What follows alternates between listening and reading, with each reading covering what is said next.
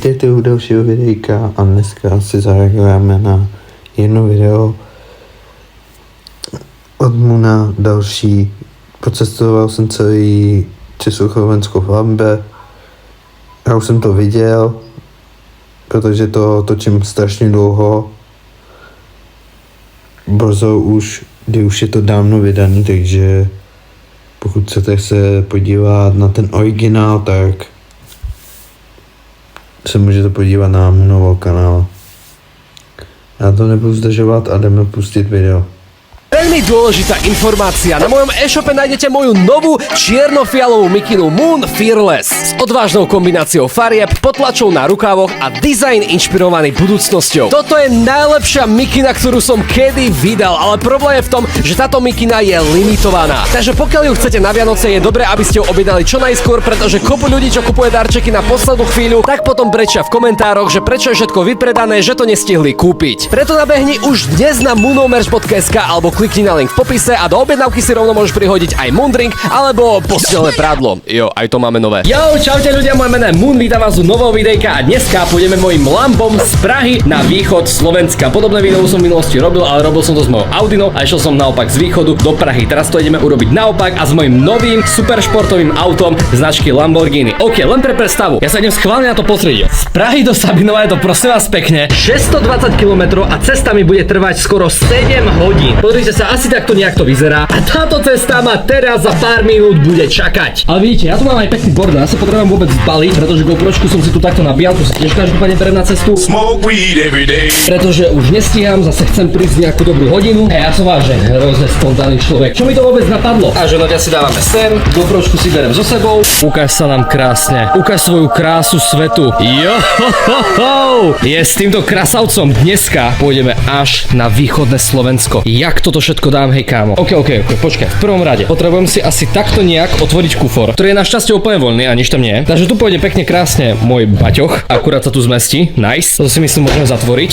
Let's go. Tak a ostatné veci si môžeme proste dať len zatiaľ dozadu a jej. Fajn, takže Lambo máme pripravené a môžeme zapnúť.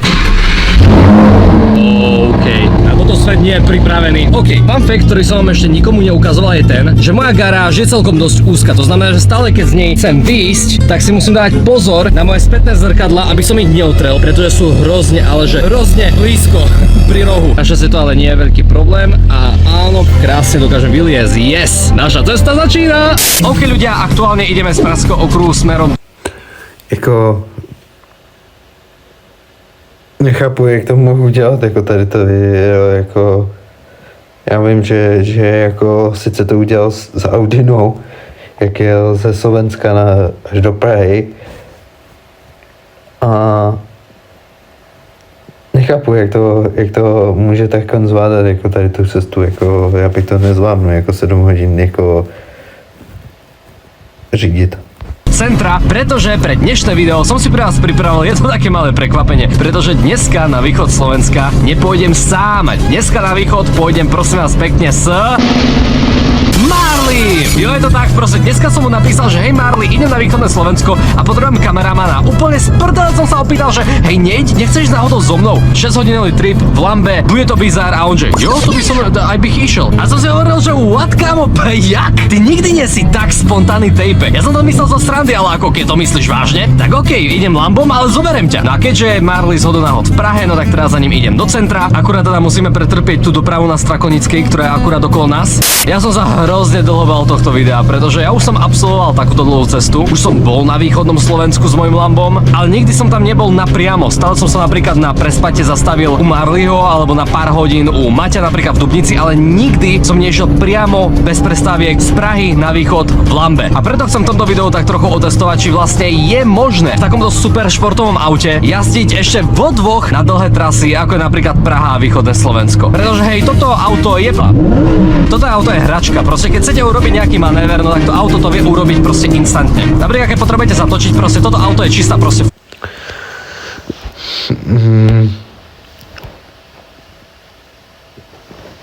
Je to v pohodě jako video, ale jako kdyby to mělo aspoň smysl, jako ta cesta prostě. Jako když to točil normálně v realitě, tak Já nevím, jestli to bylo jako pro něj smysl jako točit 7 hodin jako jedno video. Oni jdeme pokračovat v videu. Takže na zabavnú alebo športovnú jazdu aj po Prahe, tak je napríklad veľká zabavka. Ale ako to bude s dlhými trasami, to uvidíme v tomto videu. Na to, že ale útorok, no tak doprava v Prahe je celkom dosť dobrá. Aj keď je Smichov veľmi nepredvídateľný. Pretože nechcem nič hovoriť, ale chcem to stihnúť v čase, nechcem zase prísť o polnoci. OK, takže vyšli sme z Blanky, teraz ideme smerom na Dejvice, kde má byť prej extrémna zácpa a asi viem kvôli čomu, pretože tu akurát robia novú električkovú trať, tak to vyzerá. To je Ektor. Týpek vypadá jak Ektor, 300%. Dneska páchame dobré skutky. Poďte pani, keď vás pustí autobusák. Viete, aký som dobrý človek, ne všetci tí psi v lambách sú kreténi. Toto je tiež veľmi zaujímavé, že v podstate autobusy tu môžu jazdiť po električkových pruhoch. Veľmi veľa ľudí to prekvapí. Týpkov skoro ten autobus zrazil. Autoškolu by som v takejto časti nechcel robiť. Yes, toto je actually realita. Keď chcete autom jazdiť po Prahe každý deň aj v týchto hodinách, kde všetci ľudia idú akurát z práce alebo na večeru. Teraz nás čaká asi najviac nepochopený kruhový objazd v celej Prahe, a.k.a. nočná mora všetkých ľudí, ktorí sú akurát v autoškole, pretože tento kruhový objazd je veľký jak prasa, sú to furt kolóny, takže ľudia nevedia, čo majú robiť. A napríklad tu, keď sa chcete dostať do kruhového objazdu, tak sa musíte dostať do tejto vnútornej časti, pretože keby ste zostali v tomto pruhu, tak by ste sa dostali hneď prvým výjazdom von. Takže vy sa musíte natrepať aj počas kolón do vnútra tohto kruhového objazdu a potom sa znova tlačiť do exitu, ktorý je na pravej strane od vašeho pruhu. A tento pruh použijete len v prípade, že idete úplne nejakým posledným výjazdom, ale ja actually idem hneď tým, ktorý je tam rovno. Ja sa teraz natrepem sem, doprava a vybavené a som free, yes, let's go. Poďte babička. Vy už máte Prahu dosť nachodenú. Keď takto zastavíte na semafore, tak sa furt musíte takto skláňať, aby ste vedeli, či máte červenú alebo zelenú. Toto je actually veľmi, veľmi otravná vec na tomto aute, keď s tým chcete jazdiť po meste.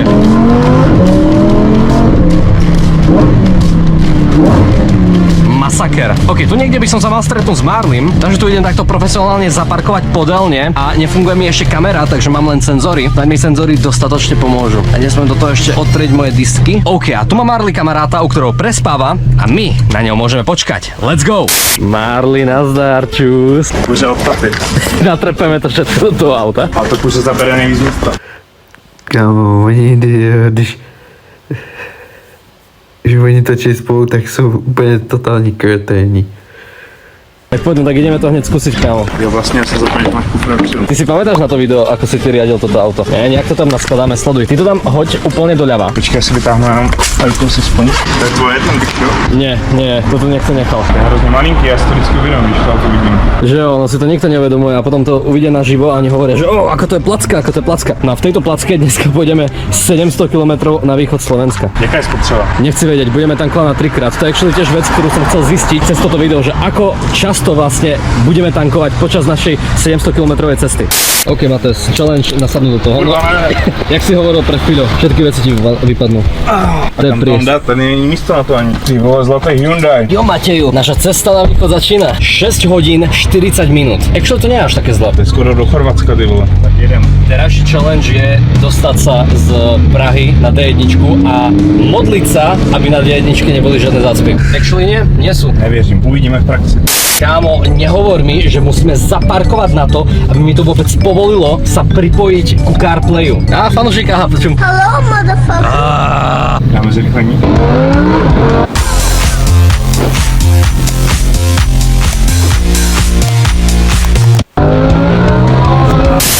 Kde mám v to vedieť vlastne? Aké je ľahké po Prahe jazdiť motorkou? Si jazdil niekedy po Prahe motorkou? Jo, je to hodně jednoduchý, protože ty můžeš všechny předjet. A tady ten typek to nevyužívá. Pretože on je poslušný. To vypadá nějaký kurýr, co to je vůbec? To, že má na sebe reflexnú vestu a je na skútri, neznamená, že dováža fúdoru. Už sa pomaly, ale isto dostávame z Prahy. Tam máme výhľad na krásne pražské pankrátske mrakodrapy. Mates tu bojuje s mikrofónom počas toho, ako ja tu bojujem s touto blbou pražskou kolónou. Toto je tutoriál, ako odrbať celú kolónu. Proste Pokud chcete pokračování, dejte like a odběr a já se budu těšit u dalšího videa. Zatím čus.